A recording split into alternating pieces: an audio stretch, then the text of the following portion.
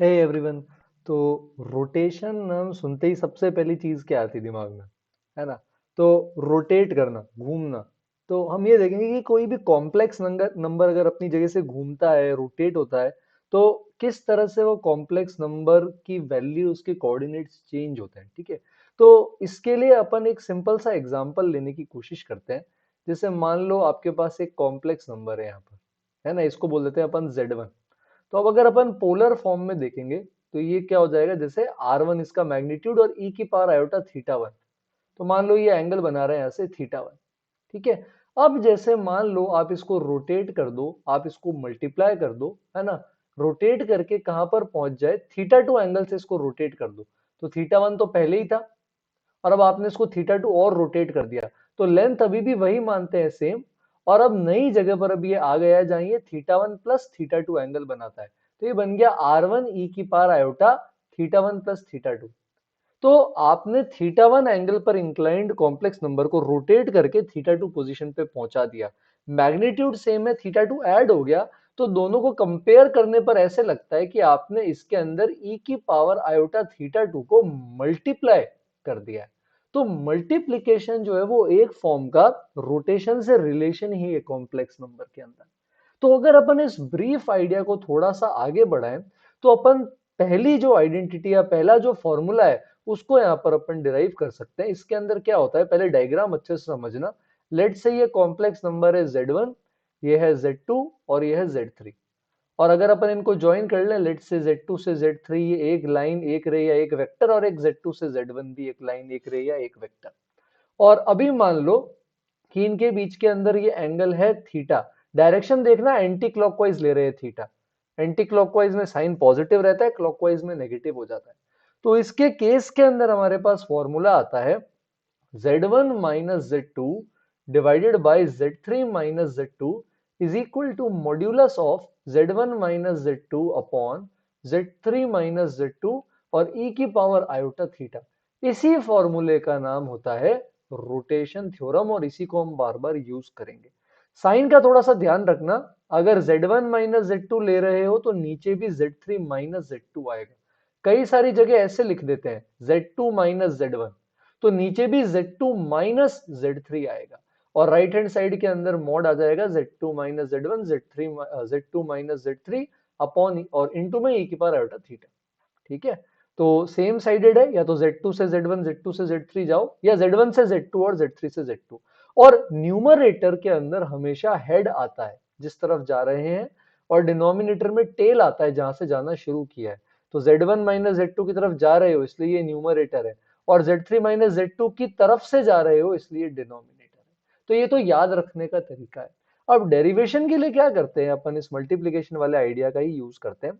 Late से आपके पास ये Z3 है और ये Z2 है, और यहाँ पर कहीं पे Z1 है। ठीक है, और यही हम एंगल ले रहे हैं एंटी क्लॉकवाइज थीटा।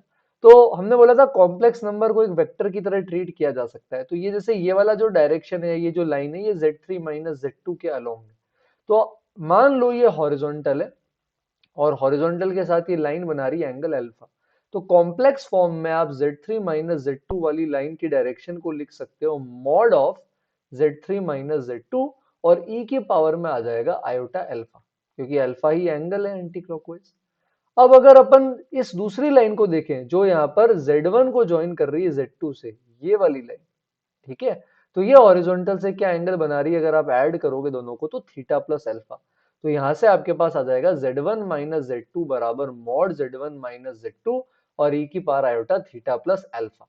अब आप इन दोनों को यहाँ पे डिवाइड कर दो बेटा, तो Z1 minus Z2 upon Z3 minus Z2, ये आ जाएगा mod Z1 minus Z2 upon mod Z3 minus Z2, और e की पावर आयोटा अल्फा से e की पावर आयोटा अल्फा कट जाएगा, और ये बन जाएगा e की पावर आयोटा थीटा। तो इसी तरह से हमारे पास रोटेशन थ्योरम आती है। क्या आप मेरी बात समझ रहे हो? इसी नोशन को एक्सटेंड करके अपन सेकंड रिजल्ट लिख सकते हैं रोटेशन थ्योरम का। लेट से 4 कॉम्प्लेक्स नंबर्स है हमारे पास, Z1 है ना? इसी तरह एक हमारे पास है Z2, एक हमारे पास है Z3 और एक है Z4, और वही एंटी क्लॉकवाइज में ले लेते हैं थीटा। तो जहां हेड है वो ऊपर आता है, टेल नीचे आती है। तो अब आप ये इंटरसेक्शन पॉइंट तो नहीं है, तो अब आप ये पूरा डायरेक्शन ले लो, Z2 से Z1 वाला, ये पूरा का पूरा डायरेक्शन है। तो आ जाएगा Z1 माइनस Z2। और नीचे कहाँ जा रहे हैं अपन, पहले Z2 से Z1 थे, अब यहाँ जा रहे हैं Z3 से Z4।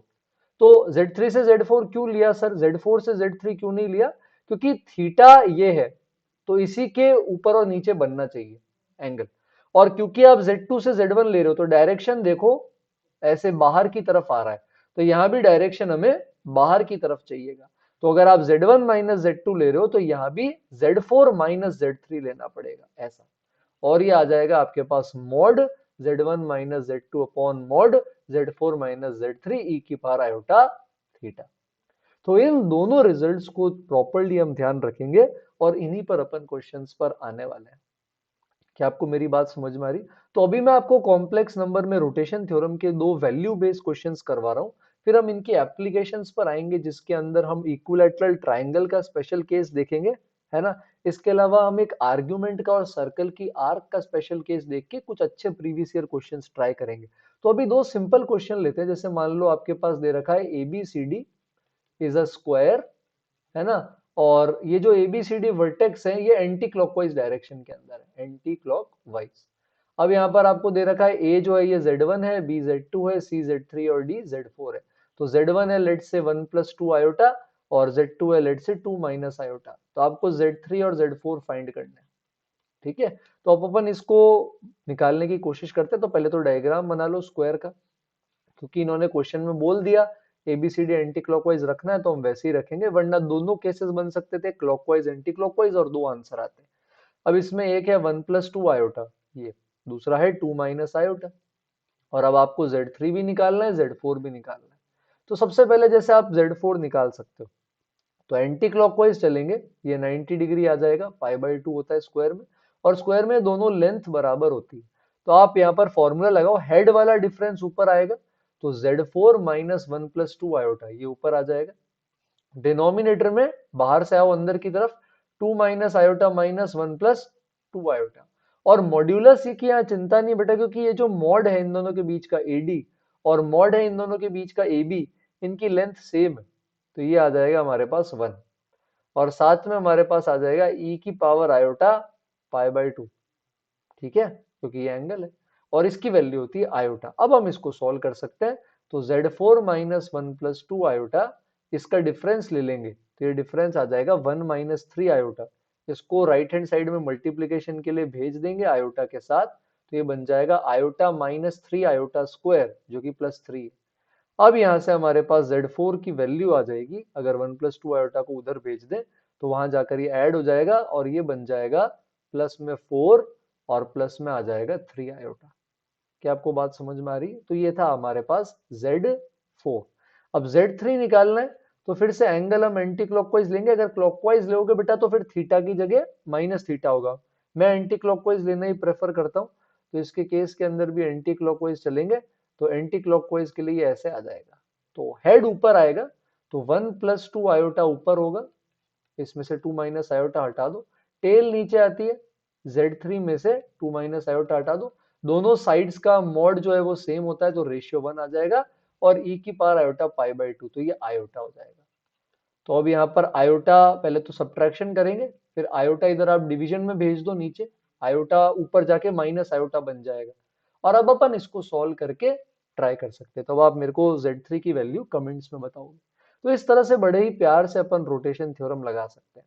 तो एक और क्वेश्चन आपके लिए है ना, तो इसमें दे रखा है equilateral triangle, an equilateral triangle has two vertices Z1 बराबर 1 प्लस आयोटा एंड Z2 बराबर minus 3 plus 2 iota. Find the third vertex. तो आप पॉज करके ट्राई करो, फिर आंसर पर आते हैं।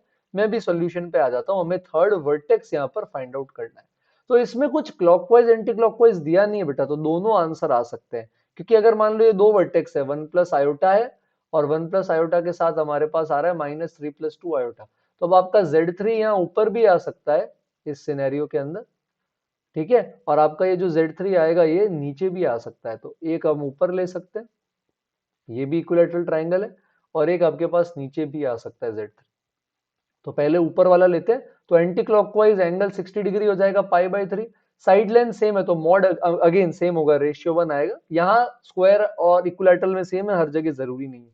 तो हेड जहां जा रहा है वो सब्ट्रैक्शन ऊपर, z3 माइनस 1 प्लस आयोटा, नीचे माइनस 3 प्लस 2 आयोटा में से हटा देंगे 1 प्लस आयोटा। मॉड्यूलस दोनों का सेम है तो रेशियो 1 आ जाएगा, e की पावर आयोटा पाई बाई 3, ये बन जाएगा cos 60 प्लस आयोटा साइन 60। ठीक है, अब यहां पर आ जाएगा z3 माइनस 1 प्लस आयोटा, और ये जो डिफरेंस आ रहा है आपके पास यहाँ पे -4 प्लस आयोटा आएगा आई थिंक। इसको अब आप इससे मल्टीप्लाई कर लेंगे, है ना, मल्टीप्लीकेशन आई बिलीव आपको आता है, और फिर 1 प्लस आयोटा उधर एडिशन में भेज देंगे। सेम चीज हम नीचे भी कर सकते थे, तो इसके केस के अंदर मतलब आप चाहो तो यहाँ पर भी एंटी, आपकी इच्छा है, आप यहाँ भी 60 ले सकते हो या आप इधर भी 60 ले सकते हो, ऐसा पाई बाई 3। तो नीचे अगर पाई बाई 3 लोगे तो z3 न्यूमरेटर डिनोमिनेटर दोनों में लेना पड़ेगा, इसलिए अपन यहाँ पर ये वाला 60 ले लेते हैं, ये एंटी क्लॉकवाइज वाला। ठीक है, तो हेड ऊपर आएगा, -3 प्लस 2 आयोटा में से 1 प्लस आयोटा हटा देंगे, डिनोमिनेटर में z3 में से 1 प्लस आयोटा हटा देंगे, मॉड्यूलस सेम है, और e की पावर आयोटा पाई बाई 3 जो होता है हाफ प्लस आयोटा √3/2। तो पहले आप रेसिप्रोकल ले लेना और फिर z3 निकाल सकते हो। तो ये रोटेशन थ्योरम के आसान सवाल है। ठीक है, तो आप इनका आंसर्स कैलकुलेट कर सकते हो। अभी हम इसकी कुछ अच्छी एप्लीकेशंस पर आएंगे, जिसमें पहली एप्लीकेशन इक्विलैटरल ट्रायंगल का एक बहुत इंपॉर्टेंट रिजल्ट है जो हमें ध्यान रखना है। ठीक है, तो इक्विलैटरल ट्रायंगल का क्या रिजल्ट है, तो ये ऐसा है कि अगर आपके पास इक्विलैटरल ट्रायंगल है, तो इस सिचुएशन के अंदर हम ये बोलते हैं कि मान लो z1 z2 z3 ये तीनों वर्टेक्स हैं, तो इक्विलैटरल ट्रायंगल में z1 square plus z2 square plus z3 square ये हो जाएगा z1 z2 plus z2 z3 plus z3 z1 के बराबर। अब इसको अपन प्रूव कैसे कर सकते हैं, तो रिजल्ट याद रखना है, रोटेशन थ्योरम से प्रूव करेंगे, और प्रूव करेंगे कैसे अपन, ऐसा है कि ये z1 है, ये z2 है, ये z3 है। अब जैसे ये है पाई बाई 3 एंटी क्लॉकवाइज, तो रोटेशन लगा दो, z1 minus z2 upon z3 minus z2, head ऊपर टेल नीचे, मॉड्यूलस दोनों का सेम है, रेशियो 1 आएगा, e की पावर आयोटा पाई बाई 3। इसी तरह एक बार एंटी क्लॉकवाइज यहां चल लो, तो इधर क्या लिखोगे, z2 माइनस z3, हेड ऊपर टेल नीचे, मॉड्यूलस सेम है तो रेशियो 1, e की पावर आयोटा पाई बाई 3। तो ये दोनों e की पावर आयोटा पाई बाई 3, तो आप इनको बराबर कर दो, तो आपके पास आ जाएगा लेफ्ट हैंड साइड दोनों की इक्वल। तो इसकी लेफ्ट हैंड साइड और दूसरे वाले की भी लेफ्ट हैंड साइड दोनों क्या हो जाएगी, बिल्कुल इक्वल हो जाएगी। अब अपन यहाँ क्रॉस मल्टीप्लाई कर सकते हैं, तो z1 square minus z1 z2 minus z1 z3 plus z2 z3, और राइट हैंड साइड में आ जाएगा z2 z3 minus z2 square minus z3 square plus z2 z3। इसको ट्रांसपोज करेंगे तो एग्जैक्टली यही रिजल्ट मिलेगा जो हमने भी ऊपर लिखा है, जो हमें याद रखना है। तो इस पे क्वेश्चंस भी करेंगे, अभी के लिए आपको इसको याद रखना है, ये पहली चीज है जो इंपॉर्टेंट है। अच्छा, नेक्स्ट एप्लीकेशन जो हमें यहाँ पर याद होनी चाहिए, ये आर्ग्यूमेंट से रिलेटेड है। तो ये ऐसा बोलता है कि अगर आपके पास ऐसा हो, argument of z minus z1 upon z minus z2 equal to theta, तो ये सर्कल की आर्क को रिप्रेजेंट करता है। तो मैं आपको डायग्राम से भी समझाता हूं, मैं आपको क्वेश्चन से भी बताऊंगा, और मैं इसके सारे केसेस कवर करूंगा क्योंकि ये इंपॉर्टेंट है। तो क्यों हो रहा है ऐसा, क्योंकि ये ऊपर जो है ये हेड है और ये टेल है, तो इसका मतलब है कि z1 है और आपके पास एक z2 है और आपके पास एक z है, और अगर अपन इसको ज्वाइन कर दें, एंटी क्लॉकवाइज लेना बेटा, हेड ऊपर आता है इसीलिए z माइनस z1 ऊपर है और z माइनस z2 नीचे है, और ये एंगल हमेशा थीटा फिक्स्ड है। अब याद करो, सर्कल के अंदर ऐसा होता था कि जब भी आपके पास एक आर्क होती थी तो वो हमेशा सरकमफरेंस पे सेम एंगल बनाती थी थीटा, हमेशा थीटा बनता था, इधर इधर इधर। तो इसका मतलब ये जो आर्गुमेंट रिप्रेजेंट कर रहा है, ये सर्कल की एक्चुअली क्या है, सर्कल की एक आर्क है ये वाली। ठीक है, तो अगर ये मेजर आर्क होती है तो थीटा एक्यूट होता है, थीटा एक्यूट पे क्या हो जाएगा, मेजर आर्क। अगर थीटा ऑब्ट्यूज होगा बेटा तो ये आ जाएगी माइनर आर्क, और अगर थीटा 90 डिग्री हो गया तो ये हो जाएगा सेमी सर्कल। इन तीनों केसेस को अच्छे से घोट के पी लेना, मैं इसके 3 एग्जांपल दे रहा हूं और तीनों की मैं इक्वेशंस भी आपको निकाल के बताऊंगा। तो सीधा अपन सबसे इंपॉर्टेंट चीज पे आ जाते हैं, लेट्स से आर्ग्यूमेंट ऑफ, यहाँ पे ले लेते हैं z minus 2 minus iota upon Z minus 3 plus iota is equal to pi by 4। तो अगेन एक्यूट एंगल है तो ये एक मेजर आर्क आने वाली है, ठीक है। तो अब इसके केस के अंदर ये ऐसा हो गया z minus Z one upon Z minus Z two type का। तो आप माइनस कॉमन ले लेना, तो माइनस कॉमन लेने पे ऐसा बनेगा। तो ऊपर जो चीज आ रही है बेटा, है ना, वो हेड है और नीचे टेल है। तो 2 प्लस आयोटा मैं आगे रख देता हूँ, 3 माइनस आयोटा को मैं इधर पीछे रख दूंगा, और इनको अपन ज्वाइन कर लेंगे z से। तो ये एंगल जो है ये पाई बाय 4 हो जाएगा। और ये बेसिकली कोई तो सर्कल होगा जो इन दोनों को ज्वाइन कर रहा होगा। इस सर्कल की मैं इक्वेशन भी बताऊंगा, लेकिन आंसर पूरा सर्कल नहीं होगा, आंसर सिर्फ इन दोनों पॉइंट्स को ज्वाइन करने वाली उस सर्कल की मेजर आर्क होगी, बाकी वाला हिस्सा नहीं लेंगे। अब इसको सॉल्व कैसे करना है, इसके लिए अपन इसकी प्रॉपर्टी यूज करते हैं। आर्ग्यूमेंट लॉग की प्रॉपर्टी फॉलो करता है। तो आप इसको लिख सकते हो argument of z minus two minus iota minus argument of z minus three plus iota equal to pi by 4। ये भी अपने आप में कोई एंगल होगा, है ना। इसका जो tan थीटा होगा, मान लेता हूं tan a, ये किसके बराबर हो जाएगा, जैसे z को कुछ नहीं आता तो x प्लस आयोटा y रख दो, तो ये बन जाएगा z minus two minus iota actually बन जाएगा x minus two plus iota y minus one. तो इसका tan थीटा आ जाएगा या tan a आ जाएगा y minus one upon X minus to. और यही चीज यहां करोगे, z को x प्लस आयोटा y रखोगे तो x माइनस थ्री और आयोटा के साथ आ जाएगा y प्लस वन। तो इसके लिए मान लो अगर आर्ग्यूमेंट एंगल b है तो tan b आ जाएगा y plus one upon X minus three. तो आर्ग्यूमेंट तो सिर्फ एंगल ही देता है, टैन तो हम निकाल रहे हैं। तो इक्वेशन ये बोल रही है कि argument A minus argument B pi by 4 है, हम दोनों तरफ टैन ले लेंगे। तो tan A minus tan B upon 1 plus tan A tan B, ये किसके बराबर आ जाएगा, टैन पाई बाय 4 जो 1 है। अब आप यहां पर दोनों के जो टैन थीटा है आर्ग्यूमेंट के, वो टैन ए माइनस बी वाली आइडेंटिटी में चिपका के रख सकते हो। तो टैन ए की जगह रख दो y minus one upon X minus two, tan B की जगह आप रख सकते हो y plus one upon X minus three, दूसरे पार्ट को वहां ट्रांसपोज कर दो, 1 प्लस टेन ए, और टेन ए के साथ मल्टीप्लीकेशन में आ जाएगा टैन बी। इसको अपन एलसीएम लेकर आगे सॉल्व कर सकते हैं। तो ये बन जाएगा एक्स वाई, क्रॉस मल्टीप्लाई कर रहा हूं बेटा मैं, एलसीएम लेना है और कुछ भी नहीं। ब्रैकेट का ध्यान रखना, ब्रैकेट का अगर आपने ध्यान नहीं रखा तो उस केस में यहाँ पर गलती होने का हमारे पास चांस रहेगा। तो पहले लेफ्ट हैंड साइड के अंदर ब्रैकेट का ध्यान रख लो और एलसीएम ले लो, फिर आप राइट हैंड साइड के अंदर भी सेम चीज करोगे, ब्रैकेट का ध्यान रखते हुए आप यहाँ पर भी एलसीएम कैलकुलेट कर लोगे। अब जो भी पार्ट अपन यहाँ कट कर सकते हैं वो कट कर देंगे, है ना। तो सारा का सारा जो पार्ट कट होता है वो कट करने के बाद हम देखेंगे क्या रिजल्ट आ रहा है। तो ये आ जाएगा माइनस टू एक्स, है ना। कैलकुलेशन आप एक बार दोबारा करना बेटा, है ना, कोई गलती नहीं होनी चाहिए। माइनस वाई प्लस फाइव, ये X square plus Y square minus five X plus five आ जाएगा। फाइव आई गेस कैंसिल हो जाएगा, तो फिर से सबको एक तरफ ले आएंगे अपन। तो एक तरफ लाने पर एक सर्कल की इक्वेशन जनरेट हो जाएगी। ऑफ कोर्स इक्वेशन पूरे सर्कल की है, लेकिन हमें पता है हमें सिर्फ इसकी कौन सा हिस्सा लेना है, मेजर आर्क वाला हिस्सा लेना है। क्या आप बात समझ रहे हो मैं क्या बताना चाह रहा हूं आपको, ठीक है। तो ये आपका इस तरह से इक्वेशन निकाल सकते हो, ठीक है। मान लो इसी तरह का क्वेश्चन होता, लेकिन अब आपके पास होता क्या कि एंगल एक्यूट नहीं ऑब्ट्यूज है। जैसे मान लो argument of z minus one upon Z plus iota is 3 pi by 4। तो फिर से करेंगे वैसा ही कि ये z माइनस जेड वन है, नीचे z माइनस कॉमन ले लो, z2 है। तो इसके केस के अंदर भी यही होगा, ऊपर हेड आता है नीचे टेल आ जाएगी। तो टेल जो है वो माइनस आयोटा से शुरू होकर हेड वन पे जा रही है, तो इस तरह से बनेगा। लेकिन इस बार ये एंगल 3 पाई बाय 4 आएगा। तो आपका जो सर्कल बनेगा इनको ज्वाइन करने वाला, कि जैसे ये माइनस आयोटा है ये वन है, तो सर्कल कुछ इस तरह से बनेगा, ये वाला। और आपको यहाँ पर इस सिनेरियो के अंदर सिर्फ क्या देखने को मिलेगी, ये माइनर आर्क देखने को मिलेगी। और ये एंगल कहीं पर भी अगर आप देखोगे तो हर जगह ये एंगल जो होगा ये 3 पाई बाय 4 होगा। इक्वेशन अपन निकाल सकते हैं, जैसे अगर आप x प्लस आयोटा वाई रखोगे z की जगह और लॉग के रूल से इसको अलग कर दोगे, तो ये x minus one plus iota Y आ जाएगा, और माइनस के अंदर आ जाएगा x plus iota Y plus one, कुछ ऐसा।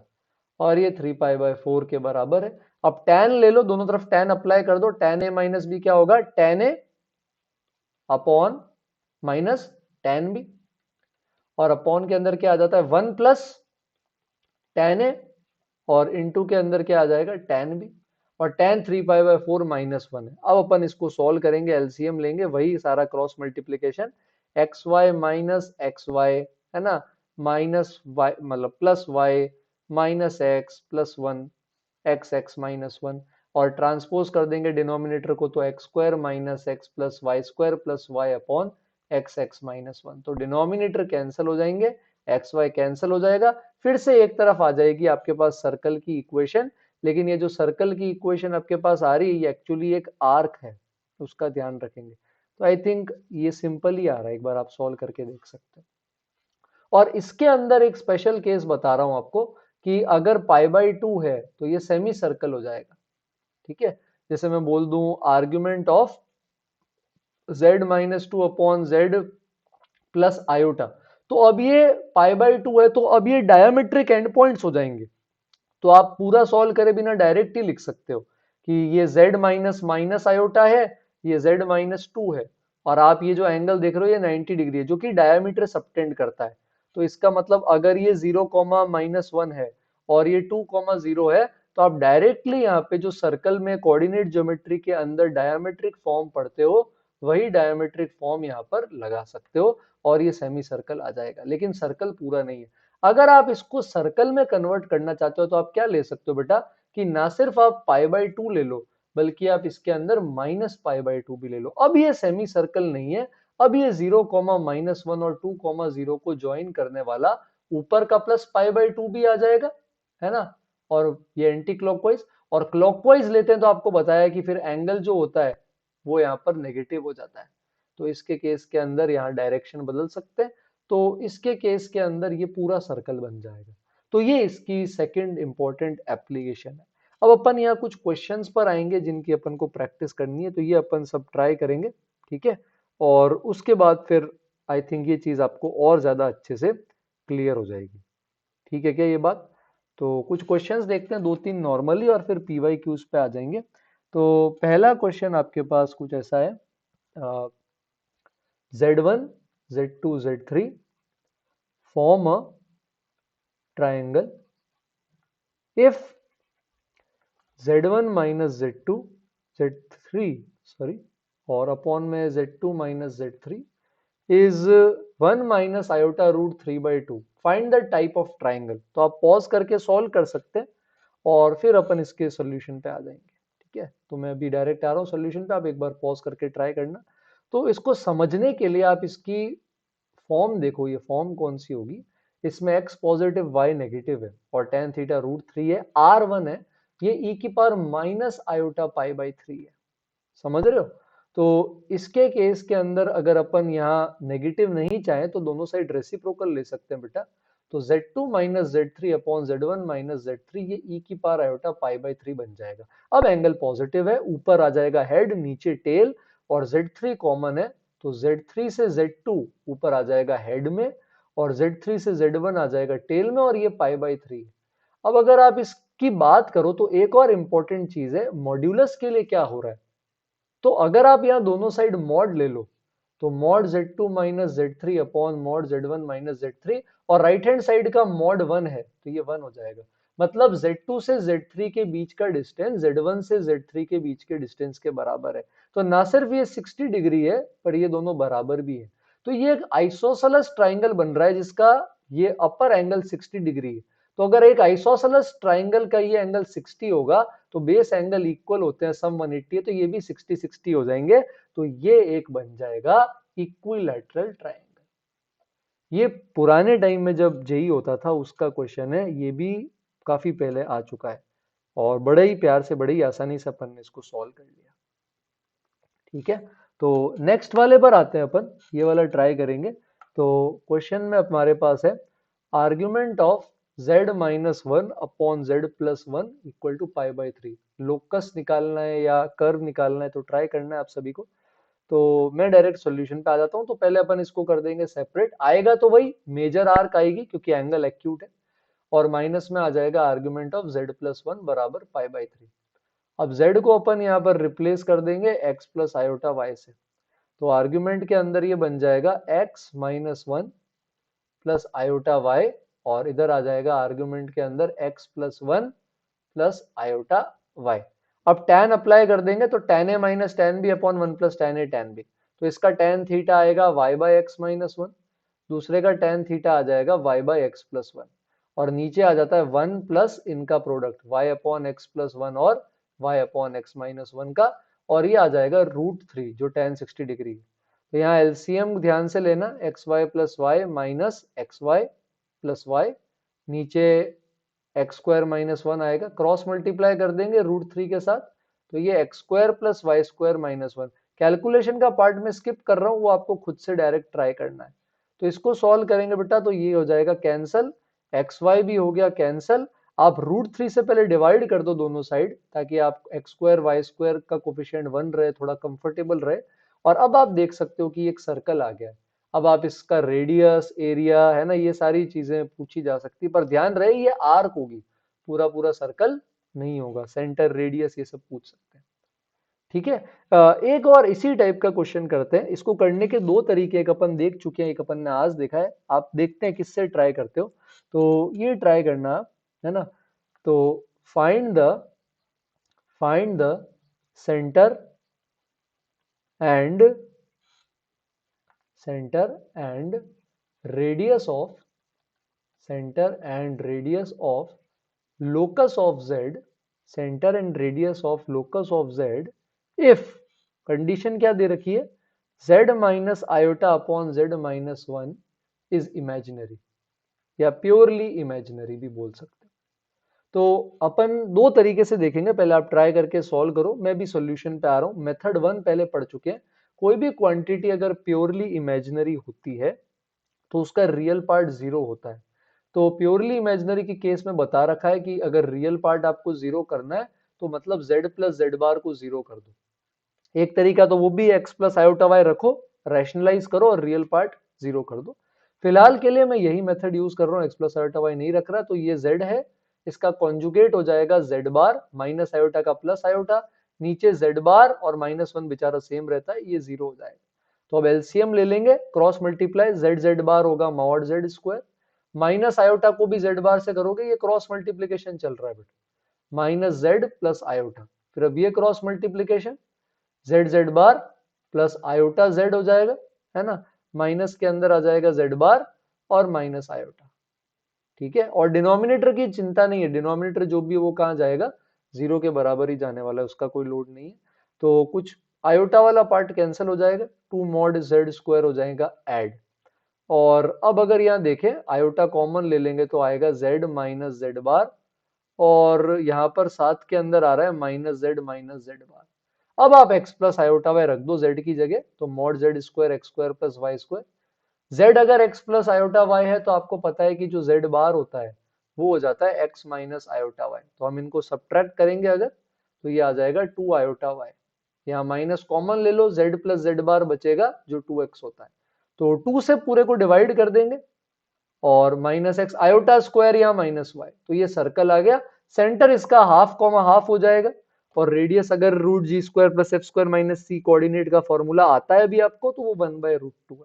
तो इस तरह से हम इसको सॉल्व कर सकते हैं। अब अभी जो हमने इस लेक्चर में आज पढ़ा, इसको कैसे यूज करेंगे, कि क्योंकि ये नंबर जो हम देख रहे हैं z minus iota upon z minus one, ये इमेजिनरी है। तो जो इमेजिनरी नंबर्स होते हैं बेटा, इनका जो आर्ग्यूमेंट होता है ये प्लस माइनस π/2 होता है, प्योरली इमेजिनरी है। तो प्योरली रियल के लिए 0 प्लस माइनस 0 या पाई हो सकता है, ये हम पुराने लेक्चर में देख चुके हैं। तो ये जो आर्ग्यूमेंट हमारे पास आएगा इस सिनेरियो के अंदर, z minus iota upon z minus one का, ये प्लस माइनस π/2 के बराबर आएगा। तो पहले तो हम इसको अलग कर देंगे, argument of z minus iota, जिसको आप x प्लस आयोटा वाई से रिप्लेस करोगे तो ऐसी शक्ल बनेगी, और माइनस के अंदर आ जाएगा argument of z minus one, जो x minus one plus iota Y. अब अगर आप tan लोगे दोनों तरफ, तो tan 90 डिग्री या माइनस 90 डिग्री नॉट डिफाइंड होता है। तो अगर ऐसा सिनेरियो हो तो दोनों परपेंडिकुलर होते हैं, तो डिनोमिनेटर जीरो चला जाता है, मतलब 1 plus tan a tan b zero चला जाएगा।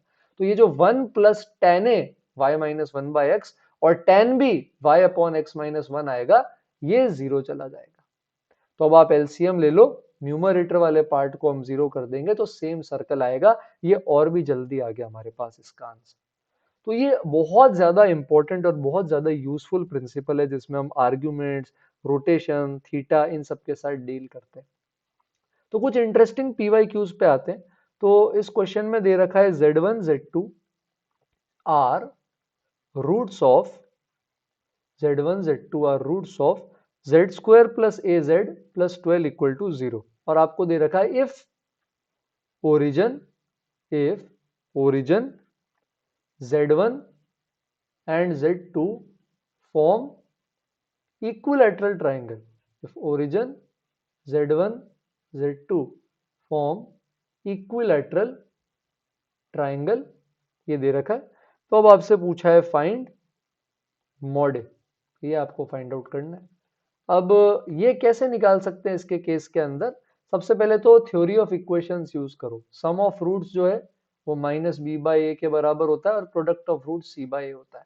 अब यहाँ पे क्या करना है, इक्विलैटरल ट्राइंगल की हमने कंडीशन डिराइव करी थी, याद करो। Z1 square plus Z2 square plus Z3 square, ये किसके बराबर होता है? Z1 Z2 plus Z2 Z3 plus Z3 Z1। पर यहाँ Z3 जो है वो ओरिजिन है, तो Z3 जहां जहां दिखे वो 0 चला जाएगा। यहाँ Z3 मल्टीप्लीकेशन में ये भी 0, यहाँ Z3 है ये भी 0। तो सिंपली आपके पास क्या बचेगा? Z1 square plus Z2 square बराबर Z1 Z2, और Z1 square plus Z2 square को आप Z1 plus Z2 whole square minus 2Z1 Z2 भी लिख सकते हो। अब आप Z1 प्लस Z2 की जगह माइनस ए रख दो, इसका स्क्वायर माइनस के, और ये 3Z1 Z2 बन जाएगा उधर जाके, जो 3 इंटू 12 है। तो ए स्क्वायर 36 है, तो यहाँ से ए प्लस माइनस 6 आएगा, तो मॉड ए की वैल्यू 6 हो जाएगी। तो सिंपल सिंपल क्वेश्चंस है, बट ये कुछ चीजें हैं, कुछ थ्योरम्स है जो अपन को साथ के अंदर क्या करनी पड़ेगी, याद रखनी पड़ेगी। क्या बात समझ रहे हो आप मेरी, क्या कहना चाह रहा हूँ? ठीक है। तो नेक्स्ट वाले क्वेश्चन पर आ जाते हैं अपन। ये वाला अब आप ट्राई करेंगे, खुद से करके देखेंगे क्या आ रहा है आपका आंसर। तो बड़ा ही इंटरेस्टिंग क्वेश्चन है, तो थोड़ा बड़ा है। ABC and UVW are complex numbers, ABC and UVW are complex number representing vertices of two triangles, representing vertices of two triangles such that C equal to 1 minus R A plus RB and W equal to 1 minus R U plus RV, और R एक complex number है, R is a complex number. तो दोनों triangles में relation बताना है कि क्या वो कॉन्ग्रुएंट है, सिमिलर है, एरिया सेम है, कोई स्पेशल टाइप है। तो ट्राई करो और मैं अभी सॉल्यूशन पे आता हूं। तो बड़ा ही प्यारा क्वेश्चन है बेटा। देखो आर की वैल्यू दोनों जगह से निकालो।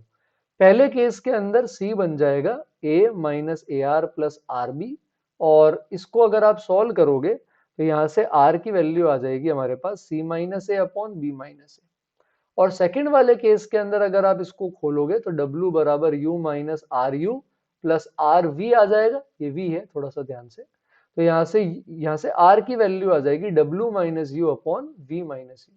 तो अब ये रोटेशन जैसा जैसा हो गया ना बेटा। देखो एक तो सबसे पहले इसको क्या लिखोगे, ये जो कॉम्प्लेक्स नंबर आ रहा है, जैसे मान लो ये आपका ट्राइंगल है, ये है आपका ए सी और बी, तो ये इसमें रोटेशन थ्योरम को इंप्लाई कर रहा है आर के बराबर। और इधर क्या हो जाएगा इसके केस में, यू डब्ल्यू वी, टेल ऊपर हेड ऊपर टेल नीचे, ऐसा। तो अब अगर ये दोनों बराबर हैं बेटा, अगर ये C minus A upon B minus A और अगर ये W minus U upon V minus U बराबर हैं, तो ना सिर्फ इन दोनों का मॉड बराबर होगा, बल्कि साथ ही साथ इनका आर्ग्यूमेंट भी बराबर होगा। दो कॉम्प्लेक्स नंबर बराबर है तो मॉड और आर्ग्यूमेंट दोनों बराबर है।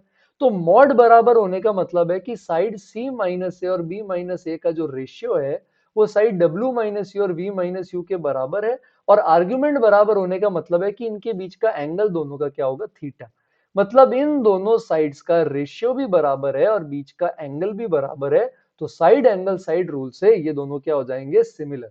इक्वल नहीं था, रेशियो बराबर था, इसलिए इक्वल होता तो कॉन्ग्रुएंट हो जाता। तो ये सिमिलैरिटी का सिंपल सा एसएएस रूल कॉम्प्लेक्स फॉर्म के अंदर यहां पर साथ में आ गया। तो और भी बहुत सारे क्वेश्चंस हैं, आप प्रीवियस ईयर की बुक्स ट्राई करें तो उनसे आपको हेल्प मिलेगी। अगर आपको लिंक चाहिए कहाँ मिल सकती है परचेज करने के लिए तो मैं बता दूंगा, आप कमेंट्स में डाल देना, नहीं तो ऑनलाइन पीडीएफ आपको मिल जाएंगी। और लेक्चर पसंद आया हो तो प्लीज लाइक करें, आपके फ्रेंड्स के साथ जरूर जरूर शेयर करें, चैनल को सब्सक्राइब करें। जल्दी मिलते हैं अगले लेक्चर में जिसमें हम क्यूब रूट्स ऑफ यूनिटी देखने वाले, अगेन वेरी इंपॉर्टेंट लेक्चर। तो बस 3 लेक्चर और बाकी कॉम्प्लेक्स की सीरीज में, तो पढ़ते रहें एंड थैंक यू एवरीवन।